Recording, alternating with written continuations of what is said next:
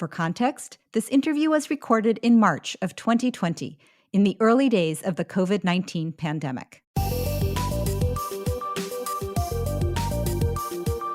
We all want a business like Netflix or Amazon Prime. Businesses where once a customer engages with them, it becomes automatic and part of their lifestyle from then on. But how do you build that forever transaction? Robbie Kelman-Baxter has been studying subscription and membership models for nearly 20 years, and in this podcast, she uncovers the secrets and strategies of the membership economy. Join us for Subscription Stories, true tales from the trenches. I'm Robbie Kelman-Baxter. Today's subscription story features Adam Taggart. For the past 15 years, Adam and his partner, Chris Martinson, have been running Peak Prosperity, a subscription-based research firm focused on helping individuals live resiliently, no matter what happens. They provide insight on all areas, but their key expertise is healthcare and money management. Peak Prosperity has been warning a global pandemic and subsequent market meltdown for years before the emergence of COVID-19.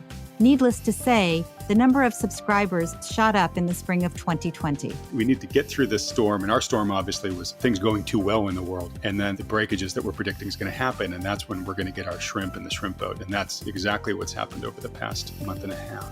In this episode, we're going to talk about how to handle a spike in acquisition, how to build a lifestyle subscription business without outside capital, what it's like to have a 50-50 business partner, and much more. So let's get started. Welcome to the show, Adam. Thanks, Robbie. It's great to be here. It's great to see you again, too. Great to see you, too. So after 20 years in Wall Street and then as my neighbor here in Silicon Valley, you and your family packed up in 2013 and moved up to a property in Sonoma, up in the wine country of California, where you keep bees, pigs, chickens, and you and Chris are running Peak Prosperity remotely. Can you walk me through that process from Wall Street to beekeeper? Sure. It's not naturally intuitive to you? No. I'll give you the short story, which is I graduated college. I went to Brown and was pre-med. I come from a family of doctors and was going to be a doctor. And my senior year was about to apply to medical school. And back then it was in the early 90s. And it was right when the healthcare system was being revamped. And every doctor I knew said, hey, the whole thing's changing. It's going to get a lot less fulfilling for doctors. Take some time off and wait for the dust to settle and then make up your mind. So I had to figure out what else I was going to do, and went to go work on one of those Wall Street investment banking analyst programs just because it seemed like a good way to spend a couple of years. Apparently supposed to. And I learned a couple of things. One, that the Wall Street culture was not for me. Two, I learned that Wall Street exists to serve its own interests and not those of its purported clients. After 3 years on Wall Street, I ended up going to business school at Stanford, really primarily as a way to get out of Wall Street and to try to find something else to do with my life that might have more meaning. And while I was there at Stanford, the internet revolution happened. And went to go work for a startup, and then went from that startup to go work at Yahoo, where I spent the better part of a decade, and ended up as a vice president of marketing for North America, which was a big role, and it was a great place to work, and I met a lot of really great people. And while I was there, I went to go buy a house. This was probably like in 2003. I went to go buy just the most basic sort of starter home that you could find in our area. And the listing price was like $800,000. And the realtor said, well, if you want the house, you're going to have to bid about $100,000 over asking. But I did bid over for it. And the realtor came back and said, well, you were so far outbid that they've sold the house. I was like, wow, not that I was going to, but they don't even want to invite me to counter. Nope, they got enough money for it. And so began the housing bubble of the first half of the 2000s. And I recently graduated from Stanford and thought, look, I'm not the smartest guy in the world, but I'm not the dumbest either, and I'm just missing something here. I just spent all this money on this expensive degree, and I don't understand why people are willing to spend so much money for a depreciating wooden box. And I went online and began researching the housing market. And interestingly enough, there was a minority of folks whose voices attracted me, and what differentiated them from the majority is they were the guys who actually had data. And they were saying, look, this is a price bubble. It's an asset price bubble in housing. And here are all the historic metrics. And you can see how kind of at the beginning of 2000, they begin just sort of shooting the moon. And these ratios are going to have to come back to earth at some point. It turns out that these folks were actually right. So I had kind of sat out the first housing bubble, watched it burst in 2007, the housing start to burst, and then the greater market bubble bursting in 2008.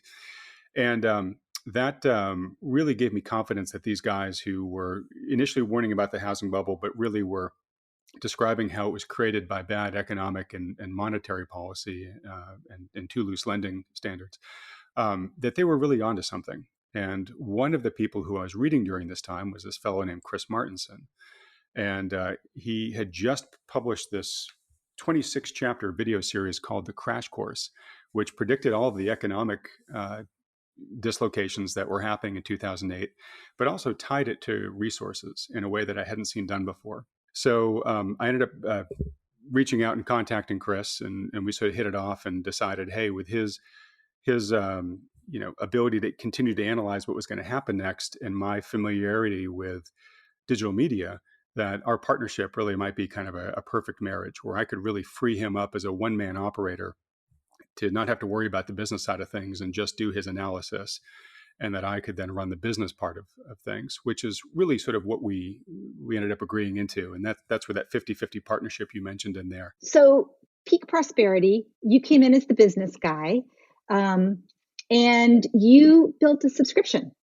That's the business model that you have built. Can you walk me through what the business model is? So sure. How much does it cost? Who joins? When can they cancel? All of that. Sure. And, beforehand, we had to figure out, okay, is this, what are we creating here? What's the business model to support it? And which business model are we going to pick? And at the time, Chris is a writer. He's an idea guy, right? And I actually end up writing a lot too.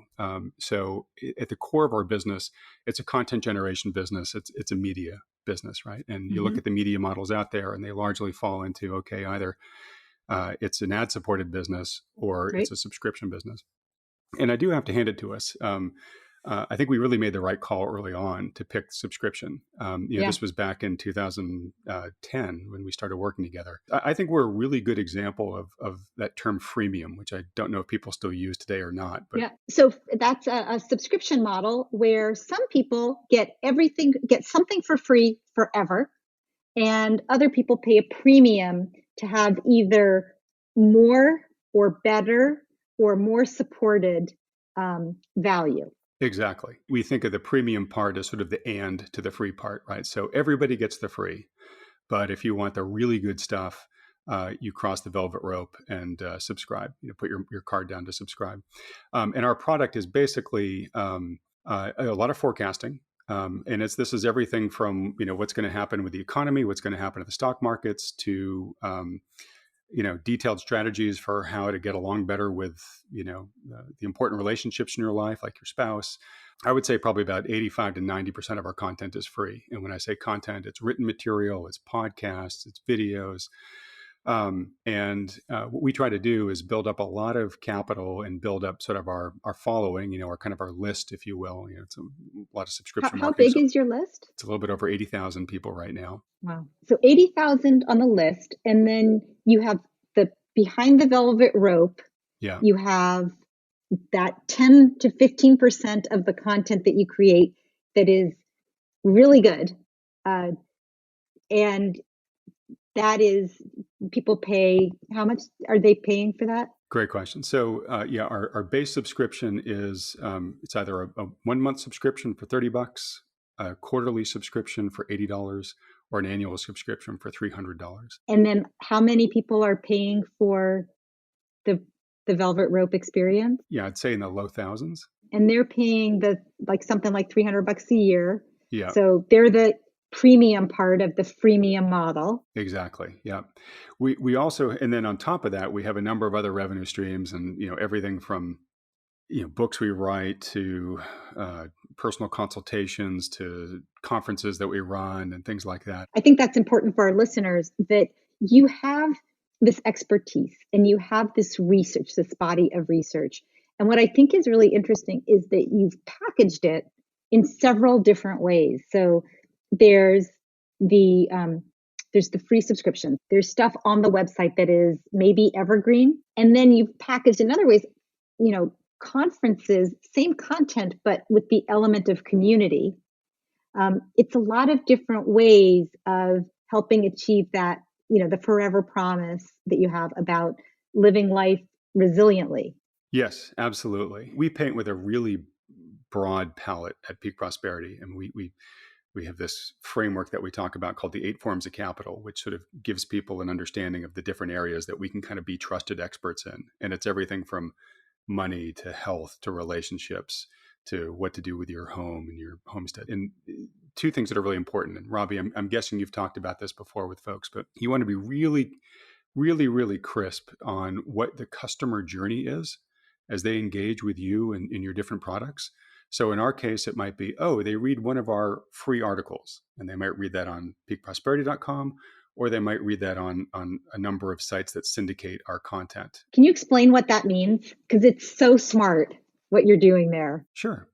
So as I mentioned, when we sat down to figure out what are we doing, we said, well, look, we're content generators, right? So it's a media company. So that content is our currency. And so the question is, how can we get that currency out there in the world and get people interacting with it? Well, we can put up a website and post our articles to it. Great. That gets everybody that finds us. Well, how do they find us? Well, maybe somebody tells them about it. Maybe a search engine picks it up, right? And there are all these ways that you want to try to optimize each of those channels. But there are a lot of sites out there, particularly in our world, where you've got, these are big interest areas: money, health, et cetera. And there are big aggregator sites in each of those categories where they're bringing in headlines from a bunch of different places. And their job is to try to bring in the best stories on the web on any given day around those topics. So what I did initially was I'd go to Google Analytics and say, who's sending us traffic? And it looks like this guy picked up one of our stories. So I started reaching out to these companies and developing a personal relationship with them, just letting them know who I was, that I appreciated they were running my content, and saying, hey, is it okay if I write something that I think is particularly of interest to your audience, that I send it your way? Because that's actually helping them, right? It's taking part of the burden off of them. And so over the years, I've created, hundreds of sites, relationships with hundreds of sites, so that when I post an article on our site, I then go through my list and say, well, who's this relevant for? And I blast it out on anywhere from 10 to 90 different sites. And the hit rate's pretty good about them posting that headline on their site. Yeah, they've already done the hard work of gathering the kind of people that would value your content. Exactly. In a way that advertising really can't. I would completely agree with that. And what's great about that is once you have that in place, it's free. Right? The cost to you is the email of sending them the headline saying, hey, I think this one might be useful for your audience, right? And then all of a sudden you increase your readership by several multiples. So you were starting to walk me through the customer journey, which is so important for any subscription business to really think through. Yeah. So somebody finds an article on one of these sites that has been syndicated by Peak Prosperity, and then they find their way over. And then what happens? Right. And again, there are multiple ways of this, but you want to sort of find the main ones, right? And say, okay, well, let's say somebody, reads one of our articles on site X, and they find themselves on Peak Prosperity. Great. Well, what's the next thing we want them to do? Right. Well, we'd probably love for them to create a free account at Peak Prosperity, because then that then lets them start contributing to the community dialogue here. So we have the ability to post comments on articles, right? So they have to have an account, a free account, in order to participate in the community. And that's an important metric for you. That is an important metric for us, because that person then becomes more engaged, right? So they're much more likely to read. Their probability of signing up for a premium subscription someday jumps up dramatically, as does their probability of buying one of our books, purchasing one of our paid webinars, or coming to one of our conferences. Right. And a big part, and this is something that I think is really critical for those people that are that have community in their businesses, particularly if it's a business like mine where content is the real king.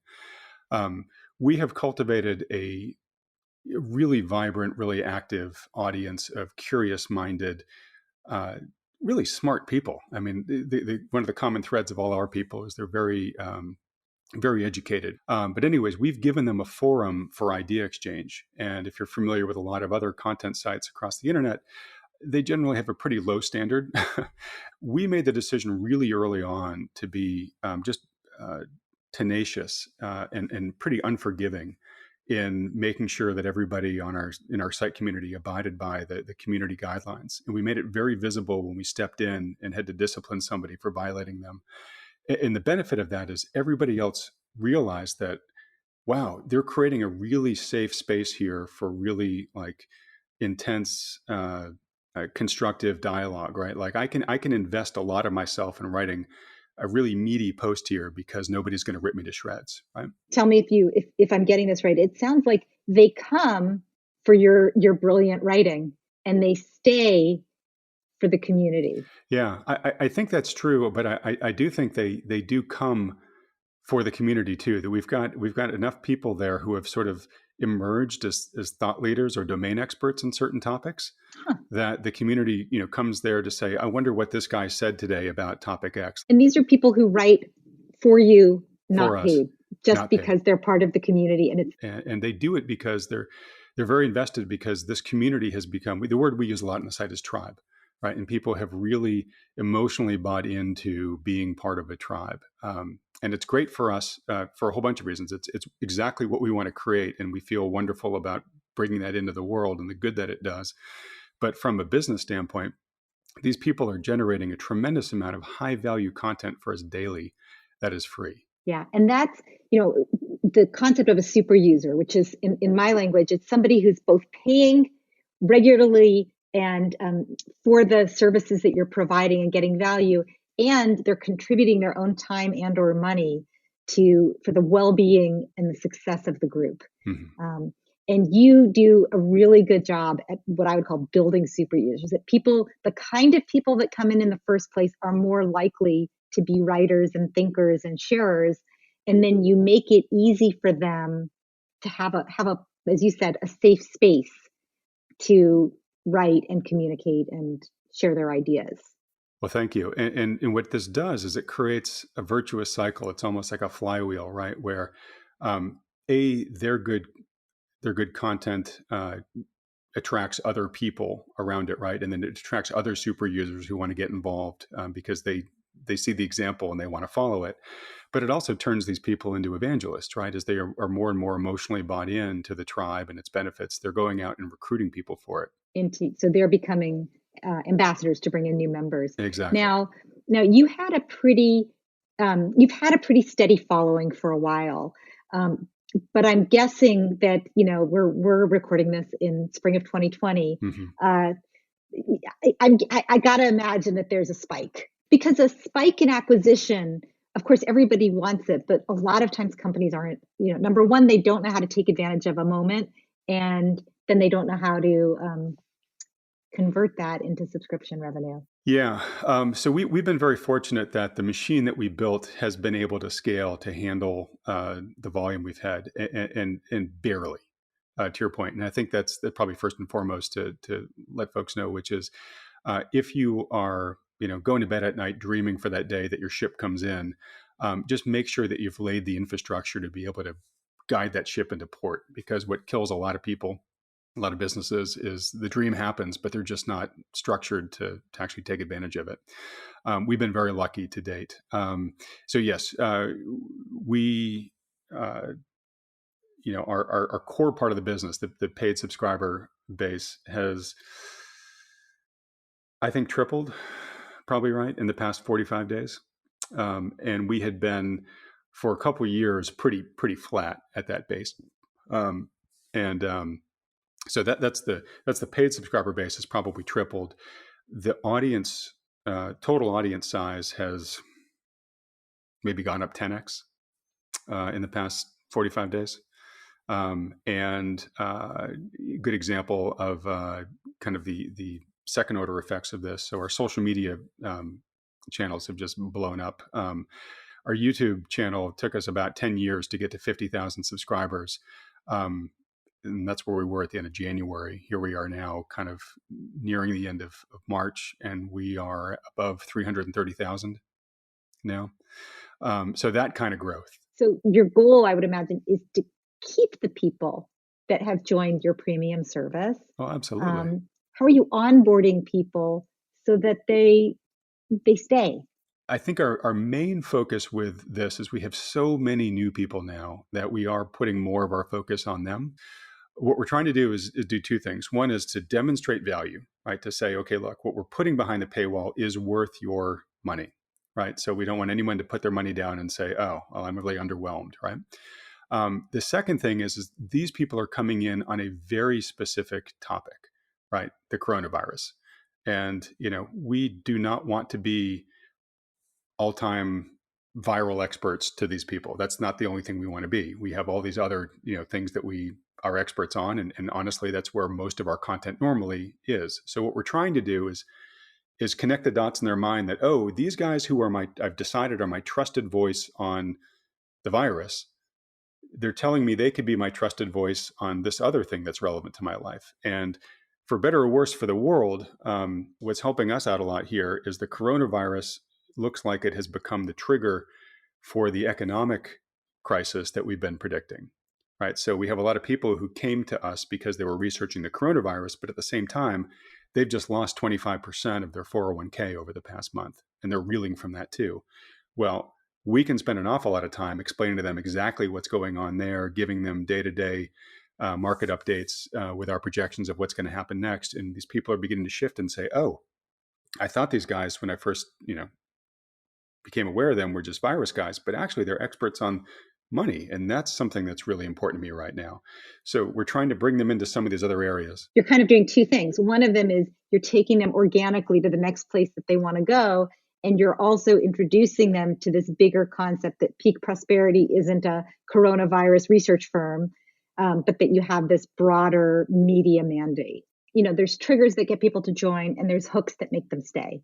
And the trigger that's getting people to join is the pessimism and the fear.